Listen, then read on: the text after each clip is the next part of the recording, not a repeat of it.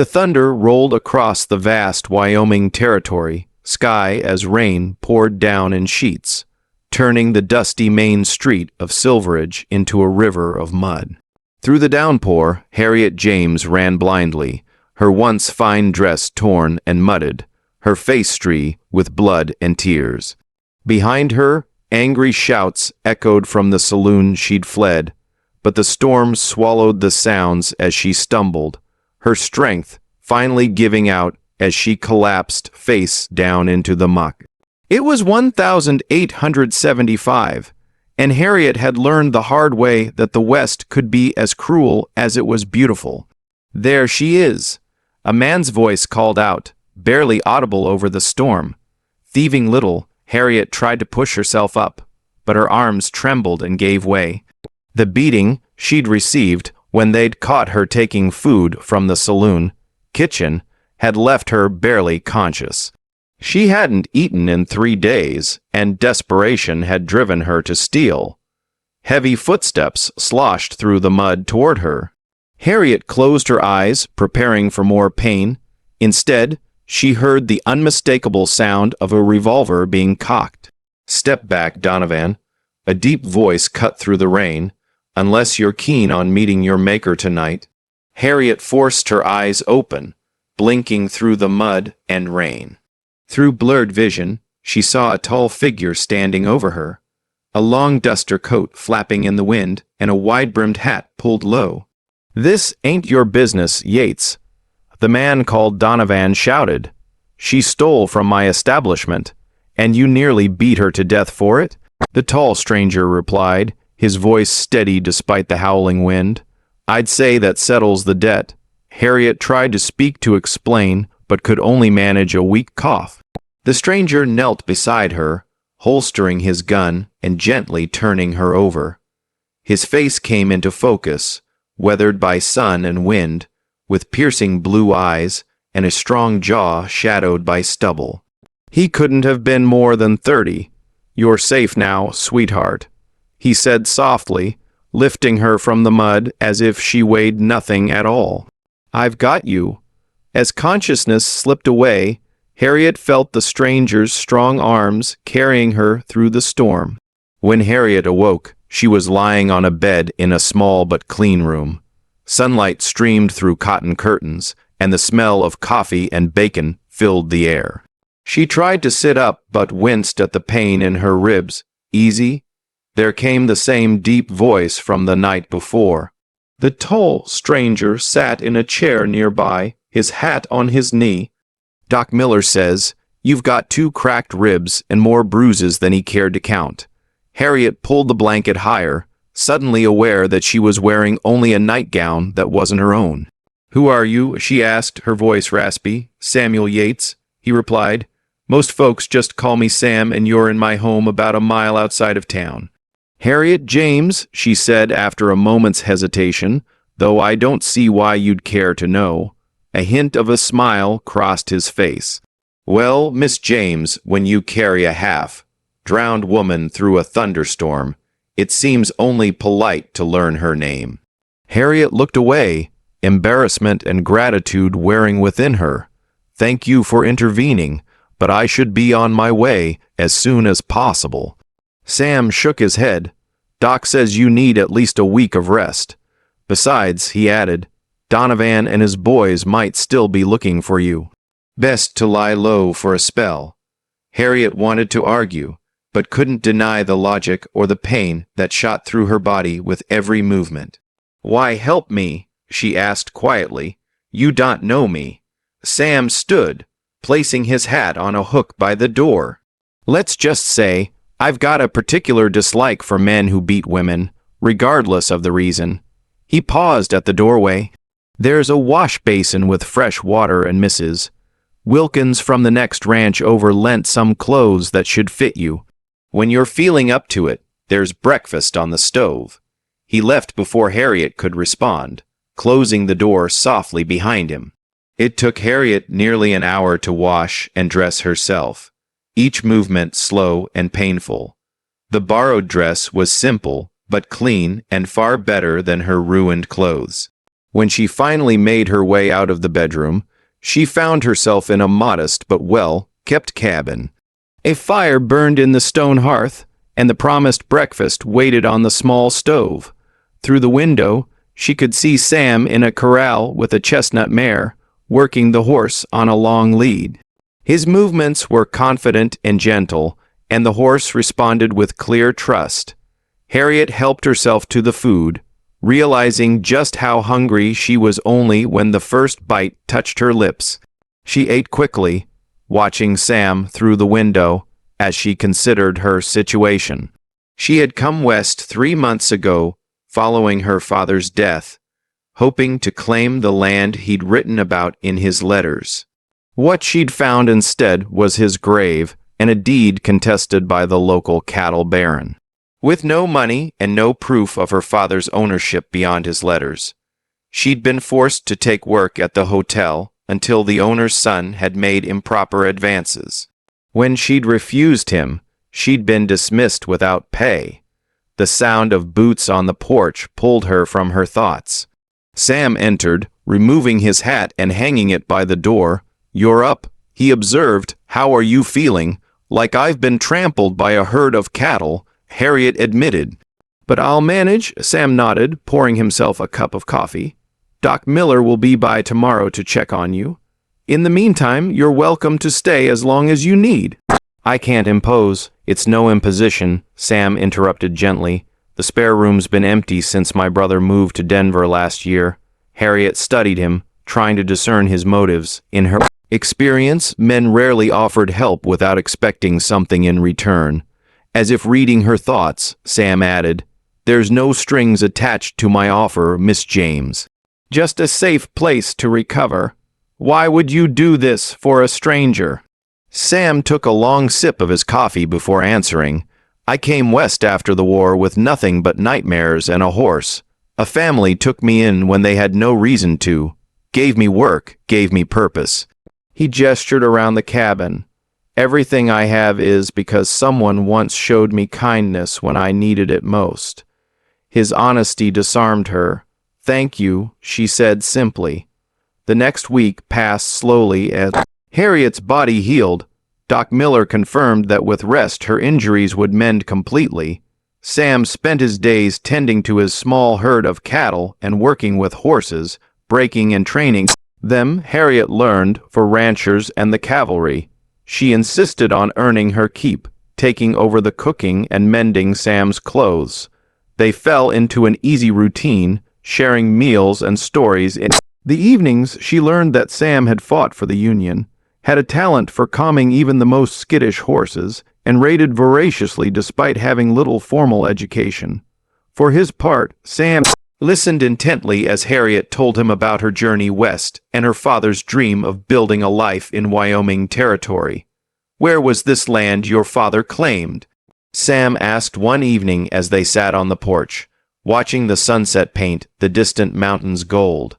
"North of town, along Beaver Creek." He wrote that it had the sweetest water and richest grass he'd ever seen, Harriet replied, a wistful note in her voice. Sam went still. "That would put it on the edge of Blackwell's range. Victor Blackwell." "Yes," Harriet's voice hardened. "The man who claimed my father never properly filed the deed." "Blackwell's not a man to cross," Sam said carefully. "He's got the sheriff in his pocket and doesn't hesitate to use force when it suits him." "So, I've discovered," Harriet unconsciously touched her healing ribs. "The men who beat me work for him.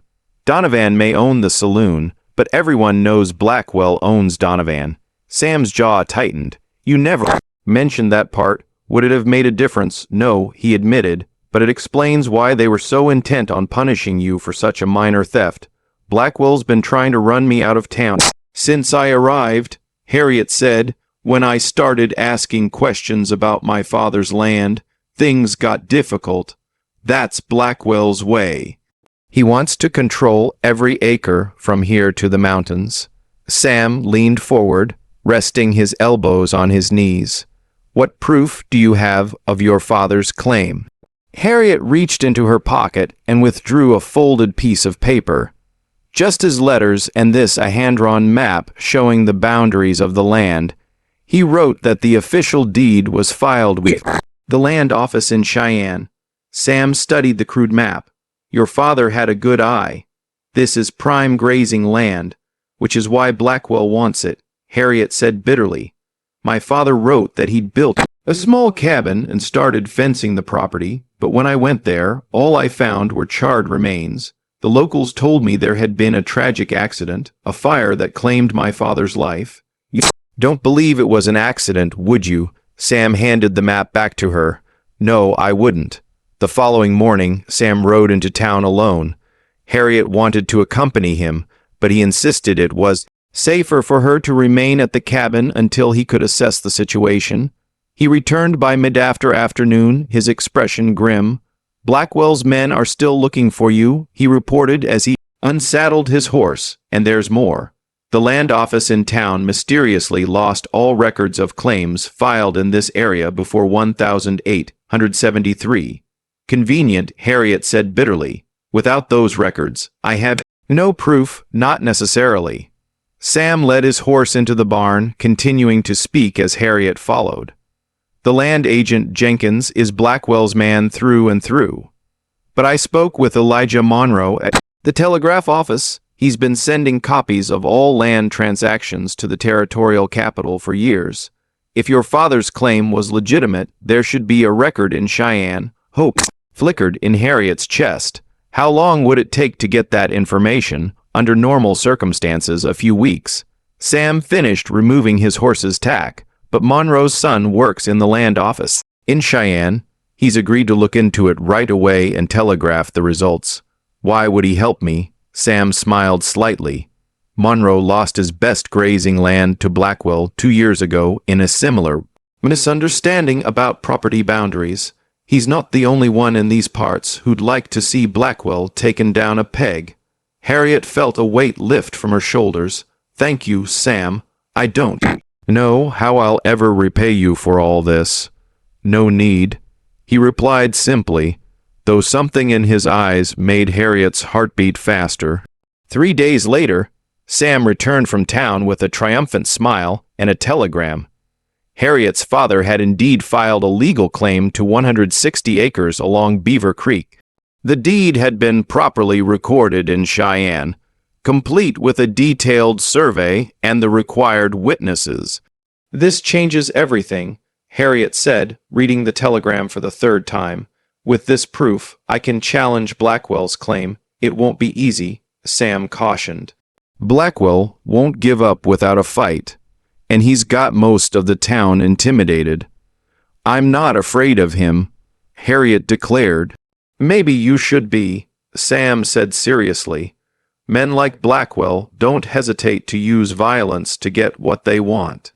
All the more reason I can't back down. This land is all I have left of my father. Sam studied her determined expression. You're not alone in this fight anymore, Harriet. I want you to know that. The intensity in his eyes made her breath catch. Over the past 2 weeks, something had changed between them. What had begun as gratitude on her part, an obligation on his, had deepened into something neither of them had named yet. Thank you, she said softly. That means more than I can say. The following morning, they rode into town together.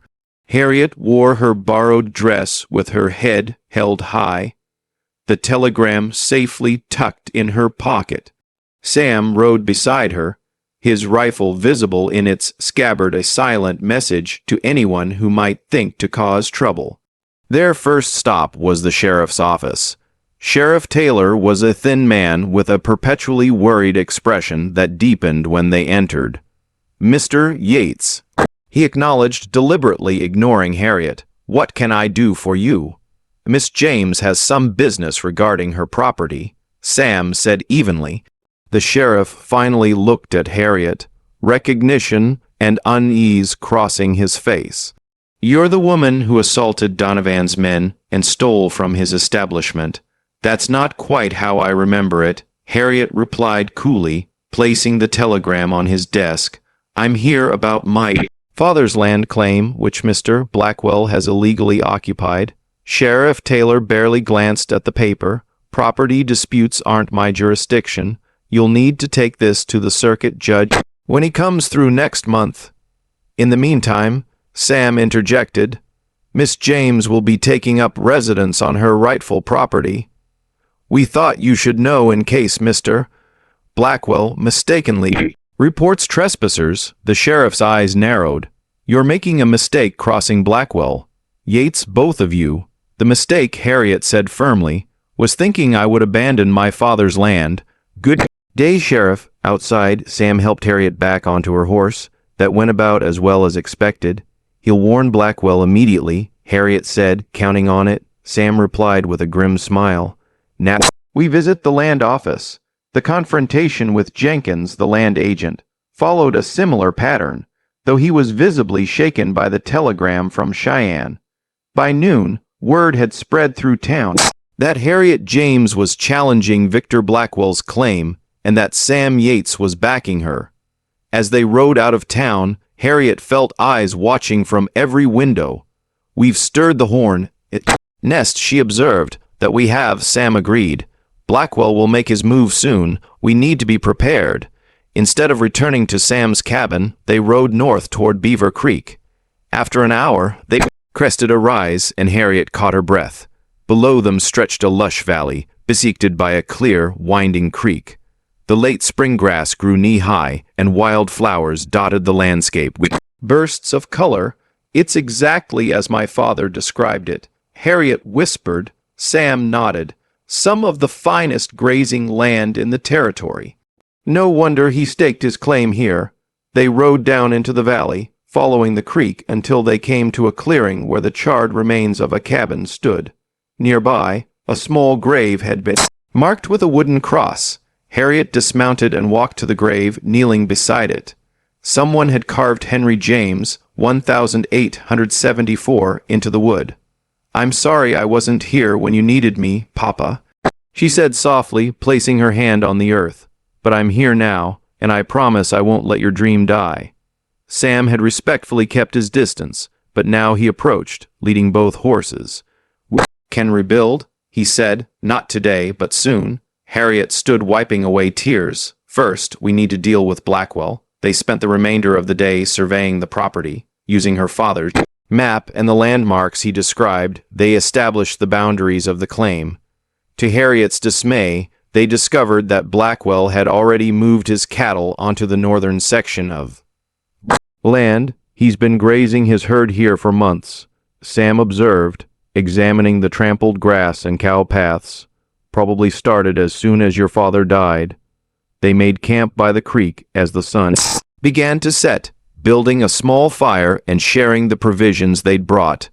The evening air was cool, and Harriet found herself sitting closer to Sam than was strictly proper.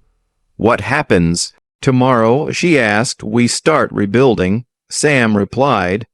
I've got lumber at my place we can use for a basic shelter. It won't be much, but it'll establish your presence on the land. And when Blackwell's men come, they will, Sam acknowledged. But we won't be alone. I've sent word to some friends' men who have had their own troubles with Blackwell over the years. They'll be here tomorrow to help. Harriet stared into the fire. I've dragged you into my fight, Sam. That wasn't fair of me. You didn't drag me anywhere I wasn't willing to go, he replied, his voice soft. He hesitated, then continued. These past weeks, having you at my cabin, it's the first time in years the place has felt like a home. Harriet's heart quickened. Sam, you don't have to say anything, he said quickly. I just wanted you to know that I'm here because I want to be, because I care about what happens to you. In the firelight, his eyes reflected the flames and something else, something that made Harriet brave enough to reach out and take his hand. I care about you too, she admitted, more than I should perhaps. Sam's fingers tightened around hers. There's no should out here, Harriet, just what is. He leaned forward slowly, giving her every chance to pull away. Instead, she met him halfway, and their lips came together in a gentle kiss that quickly deepened with weeks of unspoken longing. When they finally parted, Sam rested his forehead against hers. "I've been wanting to do that since the day you first made breakfast in my kitchen." Harriet laughed softly. "Even with my face still bruised and swollen, even then," he confirmed, brushing a strand of hair from her face. "You're the strongest woman I've ever met, Harriet James." They slept under the stars that night, close but proper, both aware that their relationship had shifted into something new and precious. Morning brought activity as Sam's friends arrived, 5 men who owned small ranches and farms in the area, all with their own reasons to stand against Blackwell. They brought tools, supplies, and determination. By noon, the foundation for a new cabin had been laid out, and the first logs were being positioned. The men worked with practiced efficiency, and Harriet moved among them, providing water and helping where she could. "Your father was a good man," one of the older ranchers, Peterson, told her during a brief rest. "He helped me dig my well when nobody else would spare the time." It's about time somebody stood up to Blackwell and his bunch. The sound of approaching horses interrupted their conversation. A group of riders appeared on the ridge to the north, at least a dozen men, with Victor Blackwell himself in the lead. They descended slowly into the valley, spreading out in a show of force as they approached the building site. Blackwell was a large man with a thick mustache and cold eyes. He reined his horse to a stop about 20 yards away, surveying the scene with obvious displeasure. "Yates," he called out, ignoring Harriet entirely, "you're trespassing on my property." Sam stepped forward, positioning himself slightly in front of Harriet. "This land legally belongs to Miss James Blackwell. We have documentation from Cheyenne confirming it." Blackwell sneered, "Papers can be forged. This land has been part of the Double B Range for years." "Since exactly 1 week after my father died," Harriet said, stepping up beside Sam. "After someone burned his cabin with him inside," a dangerous silence fell. None of Blackwell's men would meet her eyes. "That's a serious accusation, Miss James," Blackwell said, his voice deceptively soft. "One that could get you hurt." "Is that a threat?" Sam asked, his hand drifting toward his holstered revolver. "A friendly warning," Blackwell replied. "Accidents happen out here, terrible accidents." His eyes flickered to the charred remains of the original cabin. Harriet felt a chill despite the warm sun. "I'm not leaving my land, Mr. Blackwell." "We'll see about that." Blackwell nodded to his men. "Remove these trespassers." The tension broke as both sides reached for their weapons, but before anyone could fire, a new voice rang out. "That'll be enough, Victor." Sheriff Taylor rode into the clearing, accompanied by 3 other men. To everyone's surprise, one of them wore the badge of a U.S. Marshal. "Marshal Davis," Blackwell acknowledged, clearly thrown off balance. "This is a local matter." "Not anymore," the marshal interrupted. "I've got a warrant for the arrest of James Donovan for assault and attempted murder, and I'm investigating reports of land fraud and intimidation across this county." The sheriff looked distinctly uncomfortable. As the marshal continued, "Miss James's telegram to the governor caught a lot of attention in Cheyenne. It seems there's been a pattern of questionable land acquisitions in this area." Blackwell's face darkened with fury.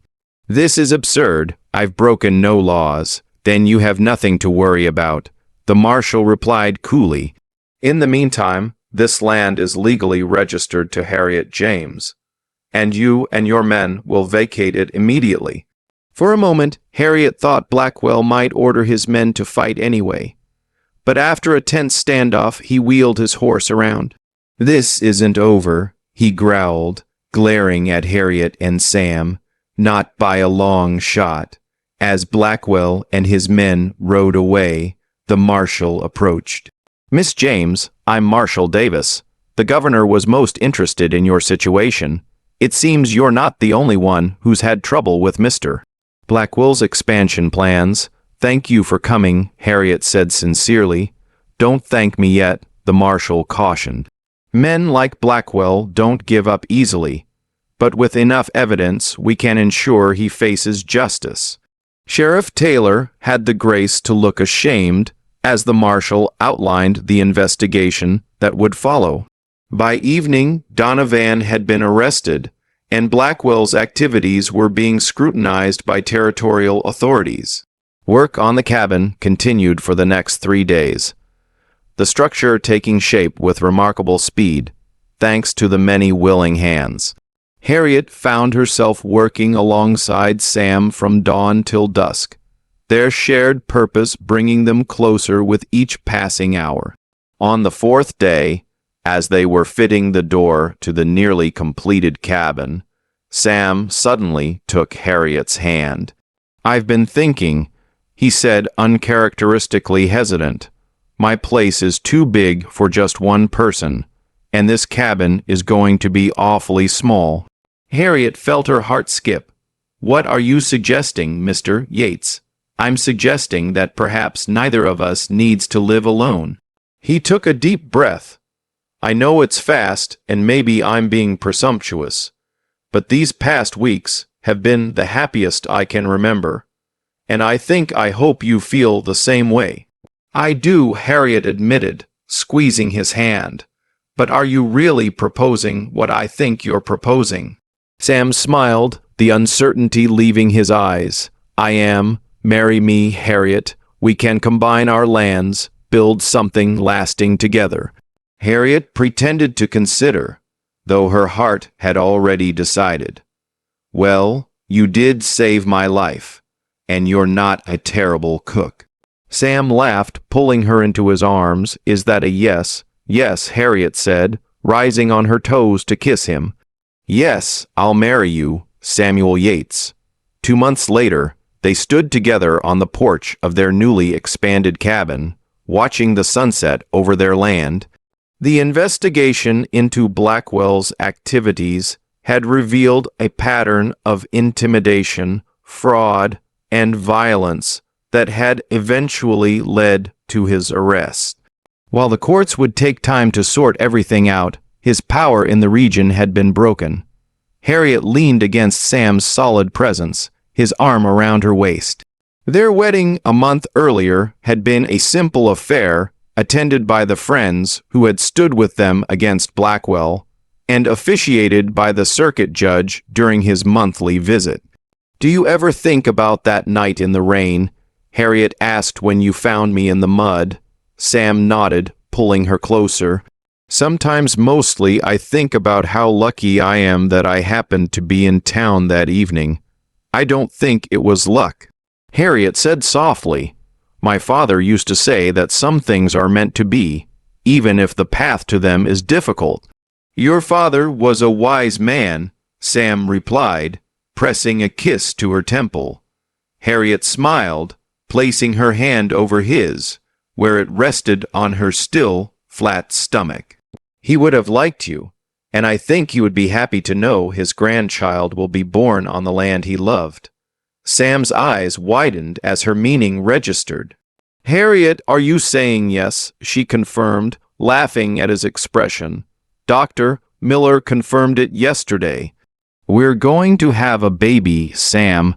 The joy that spread across his face was everything she had hoped for.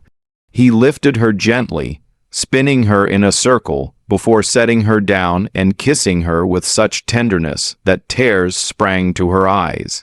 "You've given me everything I never knew I wanted," he whispered against her lips. "A home, a purpose, a family. We've given those things to each other." Harriet corrected, cradling his face in her hands. As the sun disappeared behind the mountains, painting the sky in brilliant oranges and purples, they stood together on the land that had brought them both sorrow and joy. The future stretched before them like the vast Wyoming sky, full of promise, challenge, and endless possibility.